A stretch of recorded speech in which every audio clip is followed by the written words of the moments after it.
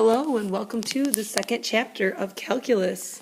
In chapter 2, we are going to be dealing with all sorts of different forms of differentiation.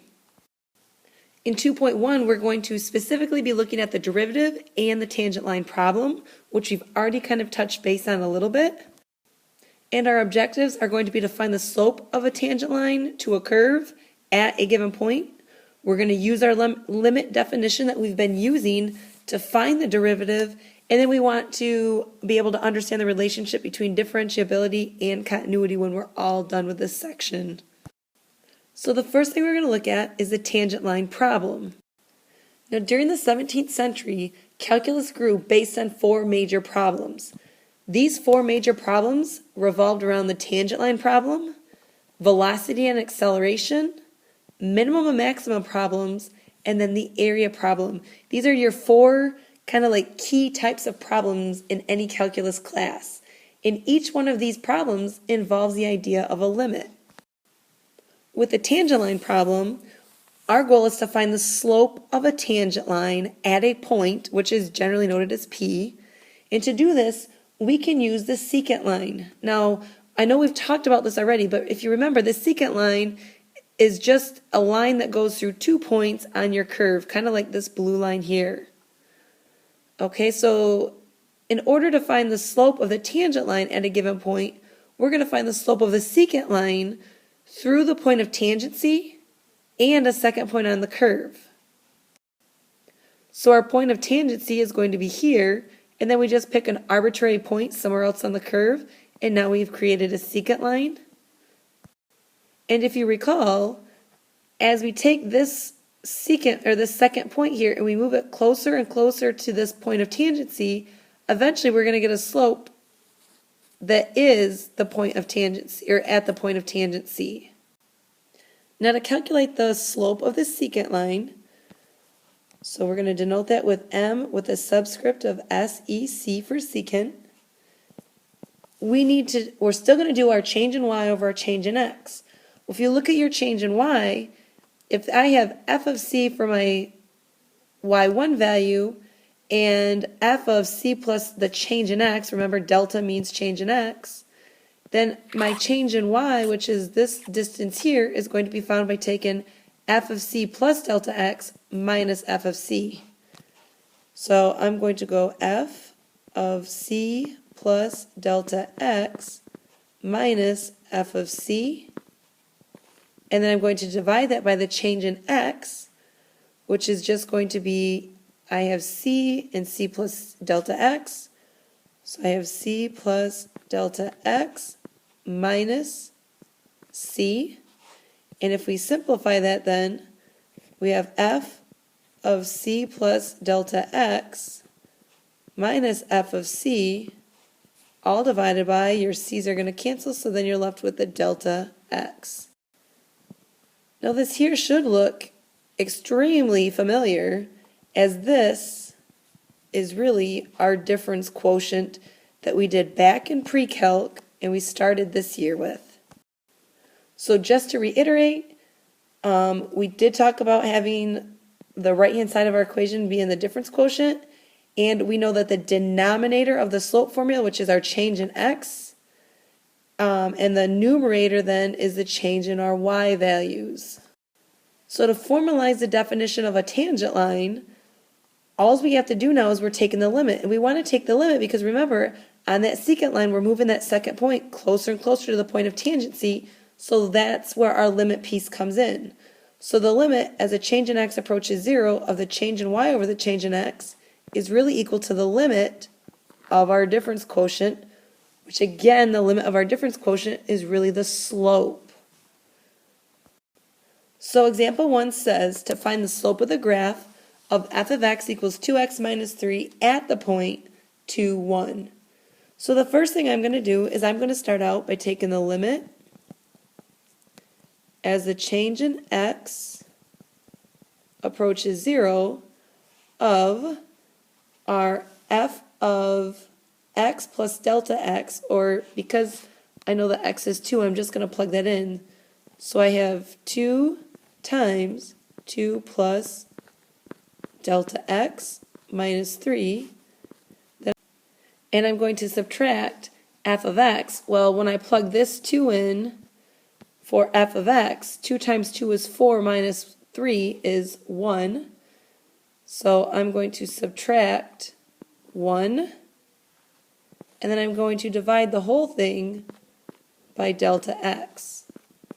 Now when we simplify, we're taking the limit, and please remember to keep the limit piece with your function of 4 plus 2 delta x minus 4 divided by delta x. And again, if we simplify, we have the limit as delta x approaches 0 of, I see our 4's are going to cancel, and our delta x's are going to cancel. So we're left with 2. Now when I take the limit as delta x approaches 0 of 2, I still get 2. So the slope of this function at the point 2, 1 is equal to 2. And I would expect that because I have a linear line or a linear function, and I know that this right here in a linear function is my slope, so 2 is what I should have anticipated seeing anyways. And that's what we got right here. Now let's look at the slope of a graph that's a nonlinear function. So example 2 says to find the slope of the graph of f of x equals x squared plus 1 at the point 0, 1 and negative 1, 2. So because I have two different points, I'm not going to go ahead and plug my x value in. I'm going to use the generic formula of f of c plus delta x minus f of c all divided by delta x when I use the difference quotient piece. So we're going to take the limit as delta x approaches 0 of, I have c plus delta x, and this is going to be squared plus 1 minus c squared plus 1 all divided by delta x. Now if we simplify this, we have the limit as delta x approaches 0. C plus delta x squared is going to give me c squared plus 2c delta x plus delta x squared plus 1, and I didn't put that in parentheses and I should have. So now I have minus c squared minus 1 all divided by delta x. Now let's simplify. The limit of as delta x approaches 0, my c squareds are going to cancel, our 1's are going to cancel, and I see that we can factor a delta x out of the two terms that are left. So we have delta x times 2c plus delta x divided by delta x. Our delta x's are going to cancel, and this is going to give us the limit, and please keep the limit piece with this, as delta x approaches 0 of 2c plus delta x. Now when we plug in our 0 or do our direct substitution from this right here, this piece here is going to 0, so we end up with a limit equal to 2c. Well, I have 2 points now, so our 2 points are 0, 1, and if I plug in my x value into our function 2c, I end up with 2 times 0, which is equal to 0. So the slope of my original function at the point 0, 1 is actually equal to 0, or I have a horizontal line. Likewise, if I look at the point negative 1, 2, I'm going to go 2 times a negative 1 equals a negative 2. So the slope of that quadratic function at negative 2, 1, which is right here, is actually going to have a slope of -2. And that makes sense because we know we don't have a constant rate of change on a parabola. Now, the only fault of the tangent line problem is that the definition of a tangent line does not cover the possibility of a vertical tangent line. So for vertical tangent lines, we can use the fact that if we take our limit and we get something out that looks like either a positive infinity or a negative infinity, then this tells us that we have a vertical line at x equals c passing through this point is a vertical tangent line to the graph. In a case where you'd have a vertical tangent line would be on a curve something like this. And if your domain is closed on that interval, you can extend the definition of a vertical tangent line to include the endpoints from both the right and the left. Now, for a key concept in calculus, we're going to start to talk about the derivative of a function. The limit that is used to define the slope of a tangent line is also used to define what we call the derivative. Now, the process of finding a derivative is what we call differentiation. And as you see right here, this little notation here, which we'll talk about in a second, means a derivative. And the definition of the derivative is the limit as delta x approaches 0 of your difference quotient. Now, this is true only if your limit exists. If your limit doesn't exist, then we can't find the derivative. And we'll talk about cases where that happens later on. When we find our derivative, we have to make sure that this quote-unquote new function that we've created, which is our derivative function, is also a function of x. If it's a function of x, then we can say that a function is differentiable at x if its derivative exists and it's differentiable on an open interval. And remember, open intervals are shown with parentheses. If it's closed, it has the little kind of squared brackets. And it has to be differentiable at every point in the interval. For notation, and we talked about this in pre-calc a little bit last year, but this right here is a common symbol that denotes a derivative, and it's read f prime of x. Okay, some common notations, we have f prime of x, dy dx, y prime, d dx of f of x, and dx of y. Now they're different meanings. They're read slightly differently, like the notation dy dx is read the derivative of y with respect to x, or simply dy dx. Now these all mean the same thing. I will probably use these two the most, and I do use them interchangeably. But they all mean the same thing. It means to take the limit as your delta x is approaching 0 of your difference quotient. So now example 3 says to find the derivative of f of x equals x cubed plus 2x. So I'm going to go ahead and just start out by taking the limit. So f prime of x is equal to the limit as delta x approaches 0 of x plus delta x cubed plus 2 times x plus delta x minus f of x, which is x cubed plus 2x. And we're going to divide all of this by delta x. So this derivative is going to equal the limit as delta x approaches 0. And when I distribute this, I'm going to use Pascal's triangle, and I know my coefficients of a cube function are 1, 3, 3, and 1. If you don't remember that, you can FOIL.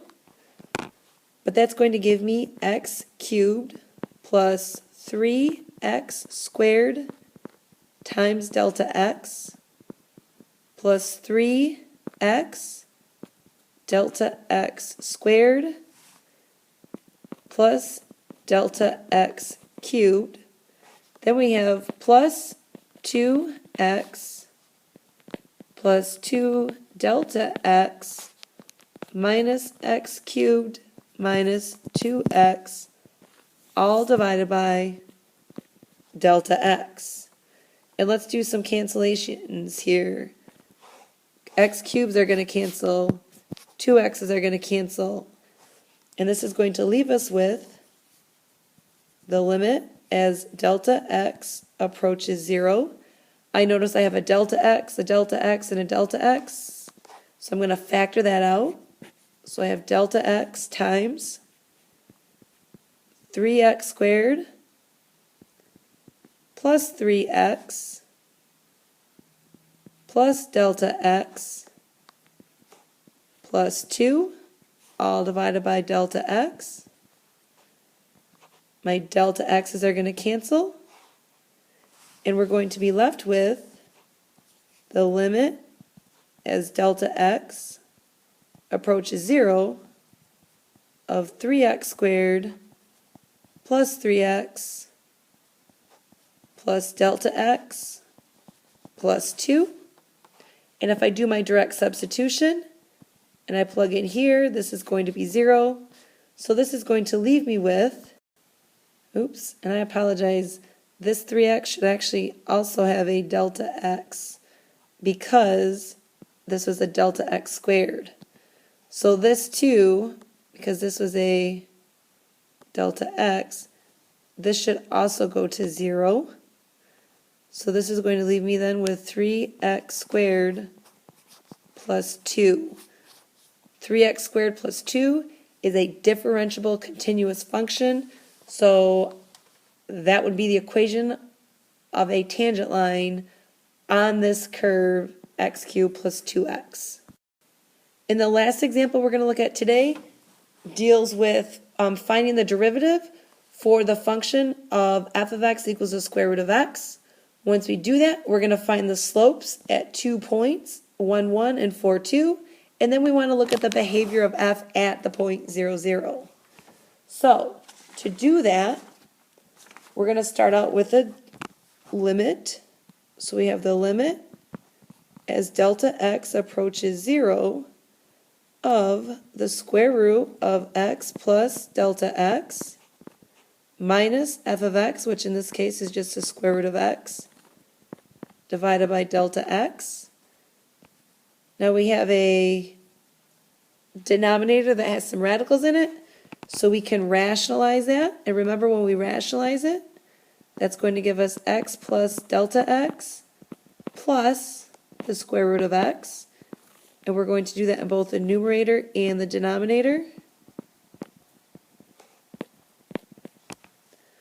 So when we simplify this, we end up with the limit as delta x approaches 0. And this is essentially going to be FOILed. So that's going to give us x plus delta x minus x divided by delta x times the square root of x plus delta x in the denominator plus the square root of x. So when we simplify this, our x's are going to cancel, our delta x's are going to cancel, and we're left with the limit as delta x approaches 0 of 1 divided by the square root of x plus delta x plus the square root of x. And if I go and do my direct substitution, this here is going to go to 0, and that's going to leave me then with 1 divided by the square root of x plus the square root of x, and that will give me 1 divided by 2 square roots of x. So this right here is the general formula. Now, I want to find the slopes of the points, or slopes at the points 1, 1, and 4, 2. So to do that, let's look at 1, 1, and then we'll have 4, 2 here in just a minute. So 1, 1, all I'm going to do is I'm going to plug a 1 in for the x. So I have 1 divided by 2 times the square root of 1, which gives me 1/2. So the slope at the point 1, 1 is equal to 1/2. And if I plug a 4 in, I have 1 divided by 2 times the square root of 4, which is 1 divided by 2 times 2, or 1/4. And then the last part said to discuss the behavior of f at the point 0, 0. Well, if we look at our function, and I'm talking about our new function that we created, which is our derivative, we have 1 divided by 2 times the square root of x. What are the limitations on this? And you should see that you have a restriction at x equals 0. Okay, because of that restriction at x equals 0, that tells me that we have a vertical tangent. Because our function will be undefined at x equals 0, we actually have a vertical tangent at the point 0, 0. Now with that, we will continue on tomorrow with the second part of 2.1. Have a good night.